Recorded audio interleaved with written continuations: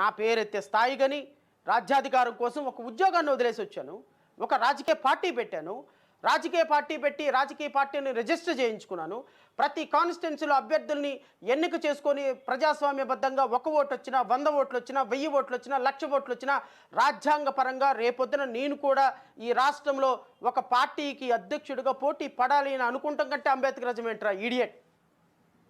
ఇంతకు మించి నీ గురించి మాట్లాడటం అనవసరం కూడా. ఎందుకంటే ఒక వ్యక్తిని కామెంట్ చేసే ముందు నీ స్థాయి ఏంటో తెలుసుకో. You are after all you are nothing.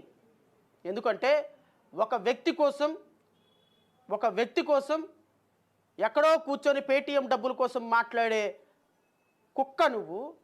ఒక వ్యవస్థ కోసం, ఒక వ్యవస్థను సృష్టించాలి అని 2024 కాకపోతే 39, 29, 29 కాకపోతే 34, 34 కాకపోతే 39, ఈ దేహంలో ప్రాణం ఉన్నంత వరకు రాజ్యాధికారం కోసం ప్రయాణం చేస్తాం, చేసి తీరుతాం.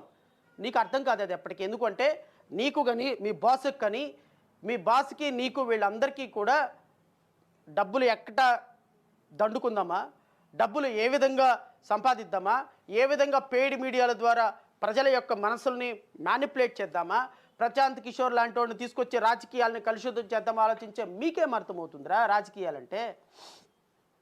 డాక్టర్ బిఆర్ అంబేద్కర్ రాజ్యాధికార సాధన అంటే ఏంటి అర్థం? నీకు నీ జీవితానికి, మీ బాస్ జీవితానికి అర్థం కాదు. మీ బాసు మీ జగన్మోహన్ రెడ్డి అనేటువంటి వ్యక్తి రాజశేఖర్ రెడ్డి లేకపోతే ఎక్కడున్నాడు రా?